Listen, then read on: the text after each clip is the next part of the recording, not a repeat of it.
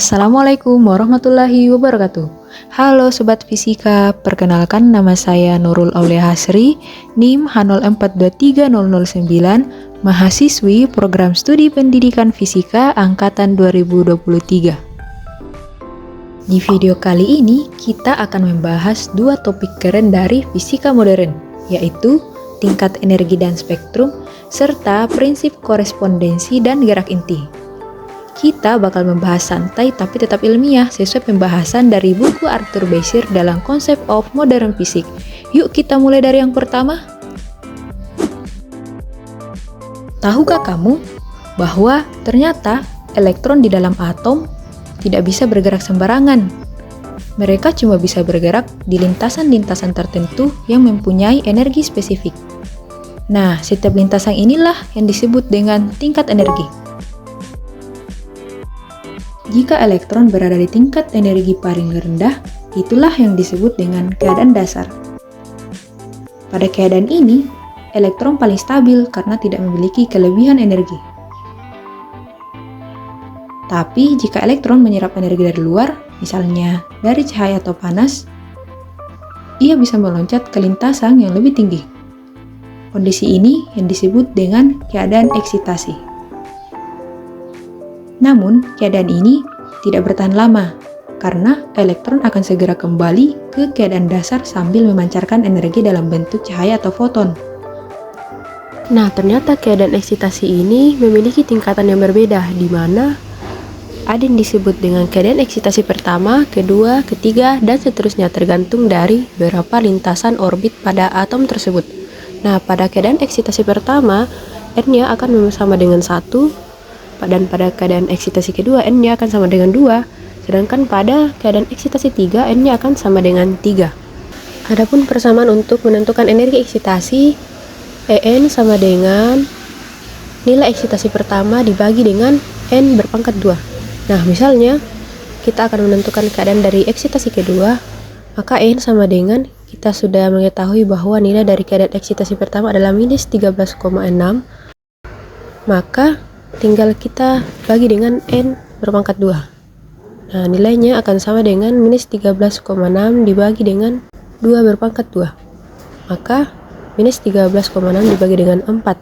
Maka hasilnya akan sama dengan minus 3,4 elektron volt. Energi ionisasi adalah energi minimum yang diperlukan untuk melepaskan elektron dari atom. Artinya, elektron diangkat dari keadaan terikat menuju jarak tak hingga. Jadi, jika dalam atom hidrogen, elektron ada di keadaan dasar dengan energi E1 sama dengan minus 13,6 elektron volt, maka energi ionisasinya adalah sebesar 13,6 elektron volt. Pada tahun 1888, Johannes Rieber mengawali melakukan penelitian terhadap spektrum garis. Dia menemukan bahwa panjang gelombang dari spektrum garis membentuk keteraturan.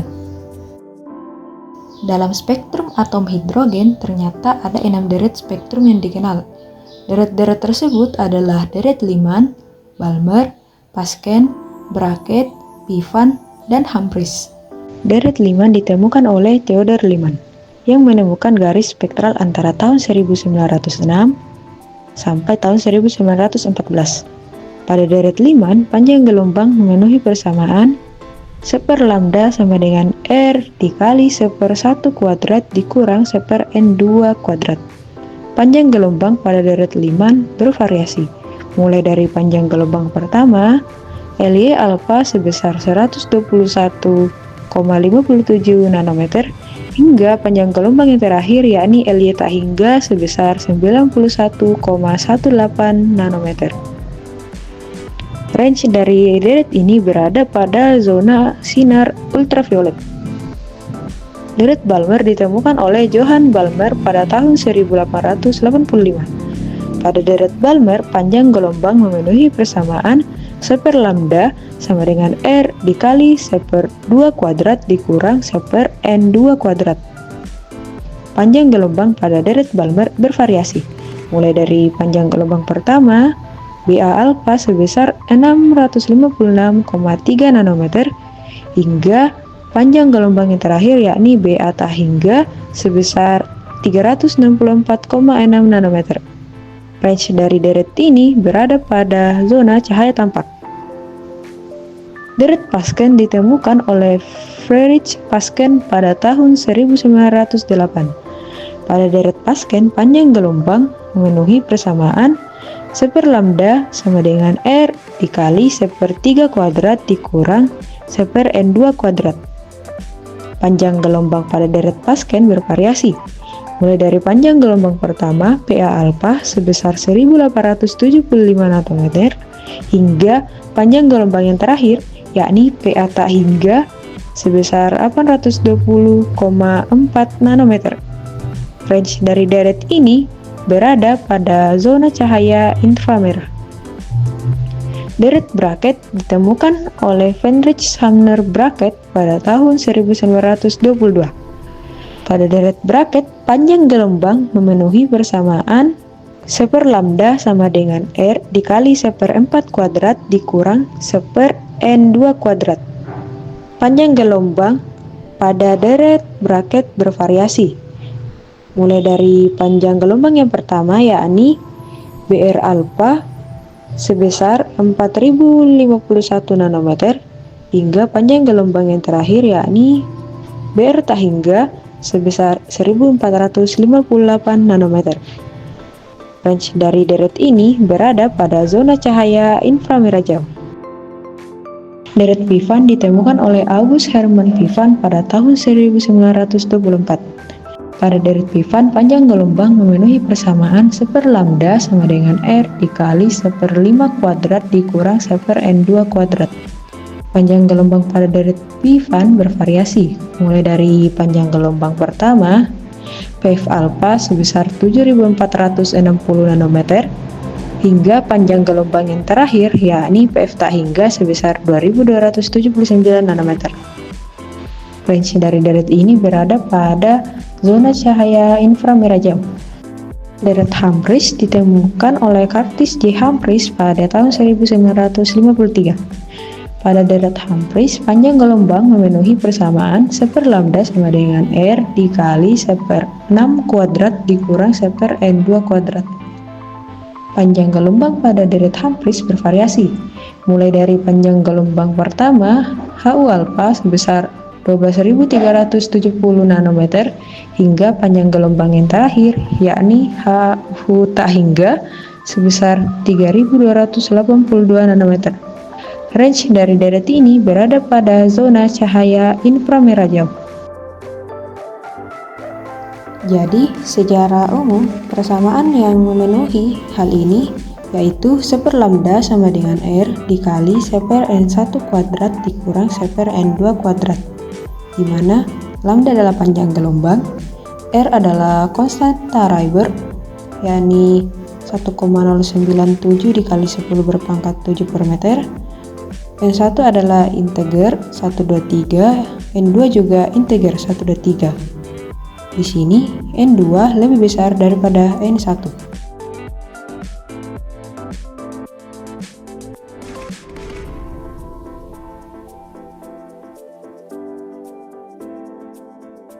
Spektrum hidrogen adalah susunan pancaran dari atom hidrogen saat elektronnya melompat atau bertransisi dari tingkat energi tinggi atau kulit luar ke rendah atau kulit lebih dalam.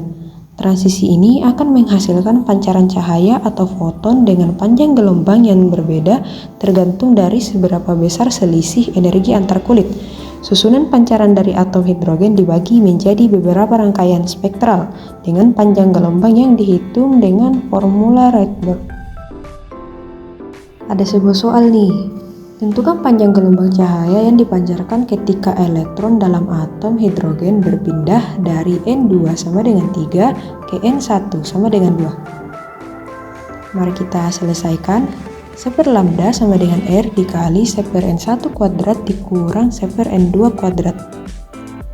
Maka 1 lambda sama dengan, kita substitusi nilai R-nya sama dengan 1,097 dikali 10 pangkat 7 dikali dengan 1/2 kuadrat dikurang 1/3 kuadrat.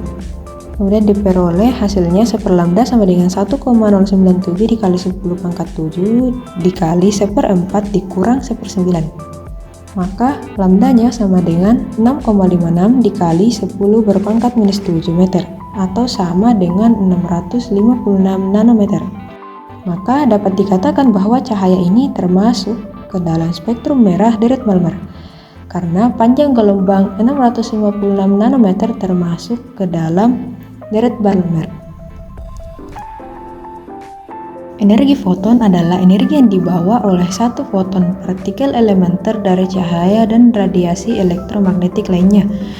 Besarnya energi ini berbanding lurus dengan frekuensinya dan berbanding terbalik dengan panjang gelombangnya.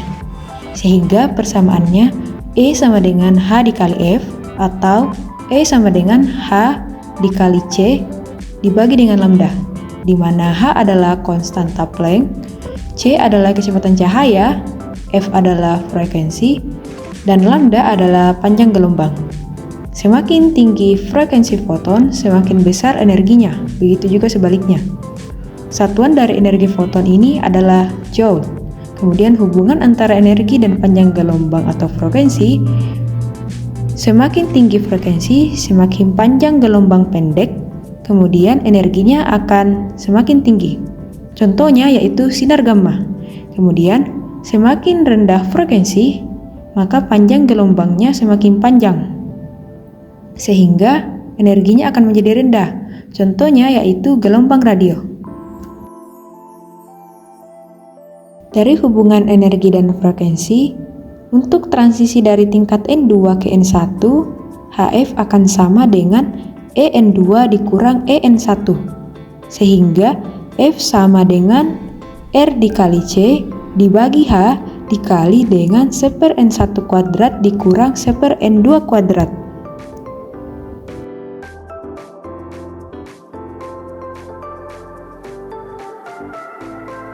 Prinsip korespondensi Bohr menyatakan bahwa untuk bilangan kuantum besar atau n mendekati tak hingga, hasil teori kuantum harus mendekati hasil teori klasik. Dengan kata lain, fisika klasik masih berlaku sebagai batas dari fisika kuantum. Hal ini penting karena memastikan teori baru tetap konsisten dengan teori lama di kondisi yang ekstrem. Massa tereduksi adalah ukuran inersia efektif dalam sistem dua benda yang memungkinkan masalah tersebut disederhanakan menjadi masalah satu benda yang setara. Besaran ini digunakan untuk menyederhanakan perhitungan gerak dua benda yang saling berinteraksi, seperti dua planet yang mengorbit bintang dengan menganggap satu benda diam dan yang lainnya bergerak mengelilinginya.